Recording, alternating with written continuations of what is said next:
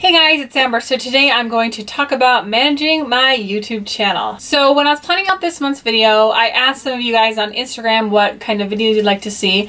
And although I only got a couple responses, one of them was from Yippity4321 who asked, I'd love to hear how you juggle keeping up with the channel and still have time for your kiddos and hubby.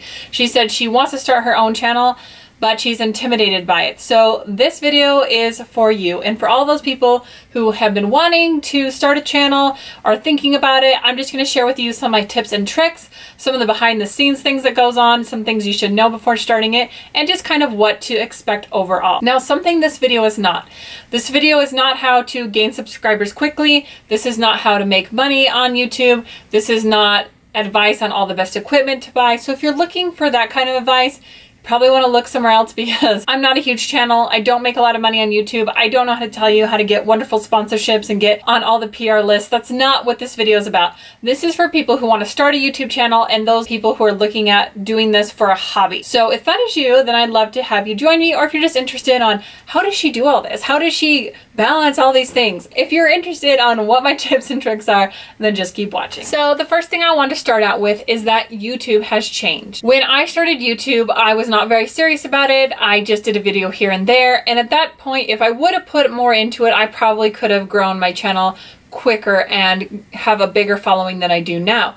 But I just didn't take it very seriously, and it wasn't until a few years ago that I really decided I wanted to do this more as a full-time hobby. If you Google on YouTube how to grow a channel or how to have a YouTube channel, I will pretty much summarize every video out there. They say to have a good camera, good lighting, to upload frequently, have a good personality, smile, and you will naturally gain subscribers. And I'm here to tell you, that is not the truth anymore. It might have been at one point if you regularly uploaded that people would just want to follow you. But when there's 5,000 people making videos on beauty on YouTube, that's one thing. When there's 500,000, it's a completely different story. Now, I don't know how many creators there are, but I'm just saying the market is so saturated. So even just uploading once a week, having a good personality, having good content is not necessarily going to get you noticed. Obviously, I haven't figured out the secret, so that's not what this video is about. But I just want to tell you before you get into it, if you're just expecting that to just rise you to fame and suddenly you're going to be making all this money, it's just not going to happen.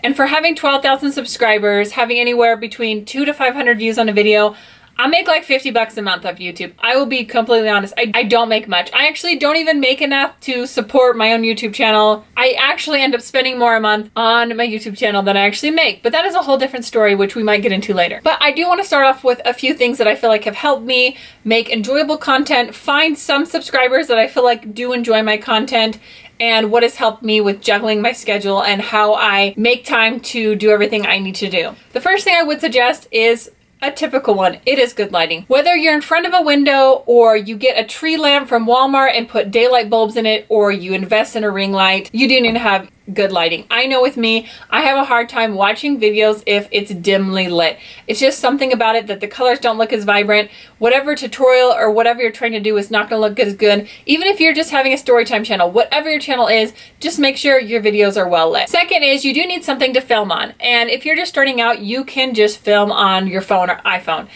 It is important to have good quality, but you do not need to roll out the DSLR the first time you're making videos, especially if you're not for like a company or a business where you need more professional quality videos. You don't have to do that. Now, does having a better camera give you a better advantage? Sure it does. It shows what you're doing truer. It makes your videos look more professional. It's hard to compete with those professional brands who are putting out videos and YouTubers who do this as a career. I totally get that. But don't let not having a camera stop you from starting a channel if you want to, because there's plenty of devices you can order, even off places like Wish, that'll just have a little camera stand with a little tripod that you can just prop up your phone and film away. If you guys are interested in more about my lighting, my ring light, my camera, my lenses, I do have separate videos on that. I will link up here. You guys can check out if you're interested on those kind of aspects. Next is I would plan how much you want to post. Do you want to post 1 to 2 times a month? Do you want to post once a week? Do you want to post 5 days a week? There's so many different ways that you can manage your YouTube channel. And I think it's important to go into it thinking, what do I want to do? Instead of uploading a lot of content at once and then disappearing for 3 months and then coming back with a lot of videos. It's good to be consistent. So just plan on how much you want to do, and that way you can plan everything else around it. If you're only going to be uploading once a week, then you can plan how many times you need to film according to how many videos you want to put out. Next, the important thing that I like to do is pick a day you like to film. And there's always going to be things that come up with kids and family and stuff. But I like to think about it as a work day. Now, if I had clients scheduled on a Friday and I was going to work, I'm not going to worry that the floor needs to be vacuumed or that this or that needs to be done. There's always something else to do. You will never have enough free time to do YouTube. If you are waiting for a free time where you're just like, I'm so bored. I have 3 children, or I have a husband and I have a full-time job. When will I have time to have YouTube? You won't. You will never have time. So you just have to plan it out like you would kind of a job. Like, if I am going to work on Friday, I'm going to work. I'm not going to worry about things I'm not getting done because right now I'm doing my work. That's what I do with YouTube. I plan out, usually the days I film are Mondays and Tuesdays. So today is a Tuesday. I'm planning out that I'm filming today. I planned out around my own schedule. Say you're married and your husband has a job where he works nights and weekends. Maybe plan to film then when he's gone. Or if you have kids in school, plan to film while they're at school. So it's just nice to pick natural lulls in your day and fill those with filming time. And you're just going to have to kind of schedule things around so you can get those things you would normally do during the time done a different day or a different time. So the next thing is I'd say pick the kind of videos you want to film. You want to think, am I wanting to be just beauty related? Am I wanting to be review channel? Am I going to be story time?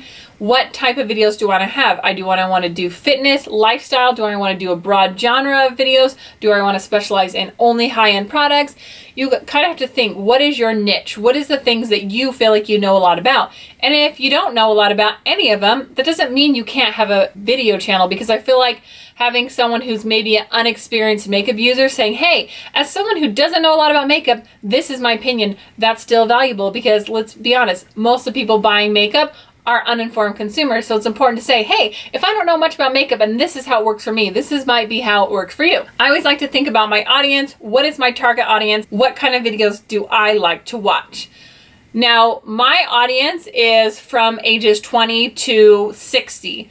I have the most viewers in the ages from 30 to 40, which are people who relate to me the most. I have only 5% of my audience who is 17 and younger. Now that is a huge niche market, and for those people who can do more teen back to school type videos and do slime videos and things that relate to, DIY lunches and how to decorate your locker and all those kinds of videos, they can find that market. They can get a lot of subscribers and viewers. Unfortunately for me, it's not something I'm interested in. I'm not really interested in catering to a teenage audience. So I cater to what I like to watch, and so I attract more viewers who are my own age, because that's the kind of content that I make. Not saying that I don't have viewers that are younger. I'm sure I probably do, but I don't cater to that type of audience because I don't really want that to be my niche. The videos I like to film are on hooded eyes, rosacea, acne, fitness, hairstyling, and hair coloring. And so I have several different topics that I like to discuss on my channel, and those are the things I like to focus on. So my next tip is one I shared with my friend Deb, Compassionate Beauty, a little while ago, and we were talking about trying to find time, and I just said, I film a lot of videos in one day. And sometimes you guys don't even notice because I'm the master at changing my hair, changing my makeup, changing my outfit. If my husband has my kids, or my kids are sleeping or in school, and I've got 4 hours, I can knock out 4 videos in a day. That means I've got all my filming done for the next week and a half to 2 weeks. Or if you're doing videos once a month, especially if you have review type videos, you can film a lot of videos in one setting. Now, there used to be a stigma a few years ago about pre-filming, and people did not want to pre-film. It was like this dirty word. Unless you were moving, you were not allowed to pre-film. And I'm just basically like, I'm a mom, I have to pre-film. And if you don't like that, then I'm sorry. Now for me, I usually don't like to have more than 2 videos in the same outfit or same hair, but sometimes I'll space them out. And this kind of goes with what time-sensitive video. So what a time-sensitive video is if I'm doing my favorites video, I want to film it as close to the end of the month as possible, because I don't want to film a favorites video on the 15th because I still have 2 more weeks to use those products. Same thing, I want to film Boxy Charm right when it comes. So when Boxy Charm comes, I try to make sure that day or the next day I can film that video because it's time sensitive. I edit it, upload it as quickly as possible. Now something like a makeup declutter, something like a general makeup tutorial, empties, a review of a product, those aren't as time sensitive, especially if they're not a new release or something that you're like, I've got to get this out now. Those are good videos that you could film when you're filming a more time sensitive video, that you can use in holes in your schedule. So I like to have a couple of flex videos, like my nail declutter videos. I posted one, and then about 3 weeks later, I didn't have anything for the beginning of the month. I pulled that other declutter video, edited that, uploaded it, and it kind of made it so when I had stuff going on with Labor Day weekend, I wasn't worried about filming. I had a video that wasn't time sensitive, that was prepared, that I can just go ahead and upload. So it's nice to kind of plan out what kind of videos you want to film and figure out what days you want to film and figure out what videos are good to film in a bunch. Like today, I'm going to be filming several videos. I filmed this Boxy charm look. I'm filming this video, and also I'm going to film possibly a first impressions on a lip product if I have enough time. If not, I might film it tonight or I might film it tomorrow. So I usually have a general guideline of a clump of a couple days where I can film for a couple of weeks, and it makes it so much easier. So not every day I'm feeling like I have to film. Sometimes I'm gonna have to film a video in 2 parts because my baby woke up from a nap. There have been times when I have Little Miss on my lap and I'm filming a tutorial and I do a voiceover because she's here, you know, and you just have to be a little bit more flexible, and maybe you don't get your videos up. There's been times where I've had 4 days, 5 days, maybe a week where I didn't get a video because stuff was going on, and then I do a bunch the next week, and it's just my life. It's just my life. As a mom, I have to kind of accommodate. There is a quote that says, if you fail to plan, you plan to fail. So I like to schedule out, once I decide what my videos are, I like to write them down on a calendar and figure out when I'm going to do each video, when it's going to be uploaded as reasonably as possible. That way from there I can figure out my filming schedule, figure out which ones are time sensitive. Like it all kind of goes along. So once I get a general overview for the month, sometimes I swap out videos. Like, oh, my Boxy charm came late, so I'm going to swap that over here and I'll do my lip swatch video up there. And it just helps me so much rather than getting up and be like, I need to film. What am I going to film? I have no idea. Then I like to keep a backlog of videos, ideas that are kind of in the back that I'll kind of make a note on my phone, the things that I can do in the future. So when it comes time for that new month, I think, oh, what are those ideas I had? And I'll get those into the month's video plan. So the next thing I would suggest is having a plan for your kids. Now we talked about maybe your husband can take them, maybe they're napping, but what if you have older kids? For me, I will make sure that my kids know that I'm filming, and sometimes they have to come and ask questions, but I put a movie on for them, I let them play on my tablet, make sure that I have a plan for something. Otherwise it's just going to be too chaotic if you don't know what they're going to be doing when you're filming. Arrange with those people in your family when you're going to film so they can be courteous, be more quiet, you don't have people running in and out. Of course, I have my kids, they come in. Sometimes I leave the things in, they say, because it's kind of cute and funny. A lot of times I edit it out because nobody wants to hear my kids whining about a snack. It happens. That's why there's editing. Filming is just half the battle. Now you have to edit it. And different people have different types of editing. There are going to be the ones that do all the crazy fun things and transitions and pop-ups, and I played around with that too when I've had time. And then there's going to be people like Melissa Autry who just do it raw and real, and it is what it is. And you're going to find most of us are somewhere in the middle. So I have done a few one-takes which have been kind of fun, but there are also certain things that I just have to edit out. I'm not someone who likes to sit here and say a lot. Little side words like so, I also like to edit out smacking, like, I mean, you know, there's nothing worse than hearing someone smack their mouth or sniff their nose or blowing their nose. I'm not a fan of burping. Some people find that cute in their videos, but it's not for me. But there are also some cute interruptions where funny things happen or something, or my husband comes in and it's like, you know, it personalizes you so people get to know you, but not being where it's like, ew, gross, why didn't you edit that out kind of thing. Now, editing can be very tricky because even if you want to do simple editing, you have to find time, and it's the same as filming. I like to maybe find something my husband can do while I'm editing. He's going to read a book while I'm going to edit. He's going to be at work while I'm going to edit. He watches one of his shows that I'm not interested in watching while I'm editing. And that way we're on the same page, and I kind of try to give him a guideline of how long it's going to take to edit. I usually edit when the kids go to bed. There are some videos that I've had to edit over several days. You know, I'll take 30 minutes during this nap break, edit a little bit, come back the next day, edit a little more. It's kind of crazy, but it's just kind of the way I fit it into my schedule. And again, you can make it as simple or as much as you want. It's just kind of what your personal preference is. But I find if I can just sit down and get an hour of editing in, I usually can get most any video done unless there's a lot of inserts and things. I don't want my husband to feel like whenever he's home I'm editing. So I might take a specific time I'm going to edit, and if it's not done, then I'm going to go off and enjoy the rest of my day, enjoy this or that, and then maybe come back at the end of the night, finish it up, and get it to upload. My uploading takes forever because I have dinosaur speed internet, so I like to get my videos edited, rendered, and I upload over the night. That way it's not bogging down our internet, and when I wake up, I can schedule it to go sometime in the day. There is sometimes where I can't get it done, and I film and edit in one day, and by the time I edit it and upload it, it goes around 8 or 9 o'clock is by the time it'll get up. So I try to be flexible with what I can get done, but my family always comes first. I try to keep my intros on videos as short as possible as far as personal things go. If I want to talk about what's going on in my life, I usually do a chatty, get ready with me where I can talk about going to the park with my kids and what happened here, and I make a video about my mom talking about her update. Sometimes YouTubers would have 5 or 10 minutes talking about what's going on in their life and how this and that happened before they even get to the video. And you always have those people that say video starts at 6 blah blah blah or whatever. So I try to keep my intros pretty short, talk about the topic I'm on. Sometimes I might be talking a while about that topic, but I try not to get off on too many personal things before I actually start the content on my video. These are just something that I noticed when I was trying to grow my channel a little more than what it's grown here, is that I always respond to comments, because to me, having the community and having the conversation about products or what's going on is what's most important to me. So I try my very best to respond to every comment. It kind of surprises me when I see people that only have like 1,000, 2,000 subscribers, even 10, 20,000 subscribers, and they don't respond to comments. I'm like, really? Like, why don't you respond?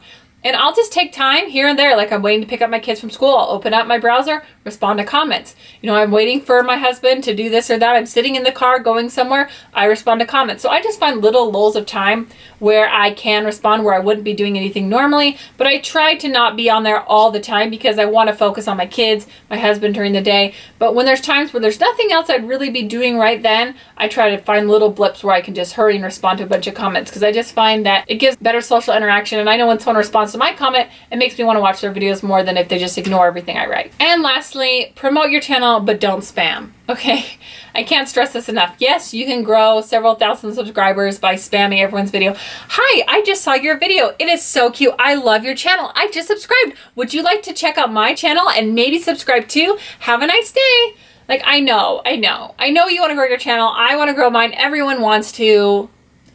I use Instagram, I use Twitter, I use collaborations, I use Facebook. There's lots of different ways you can promote your videos, but just don't spam other people's. If you want to comment on someone's channel and watch the video and give some feedback to what the video actually is. Don't just be like, hey, great video, check out my channel, and it's like, this is a video about my mom's cancer. Do you really think that was a great video? Like, obviously you didn't even watch the video. Sometimes it's kind of crazy, but commenting on other people's can draw attention to your channel, because people will see your comments and then they'll be like, oh, who's this? You know, comment on this.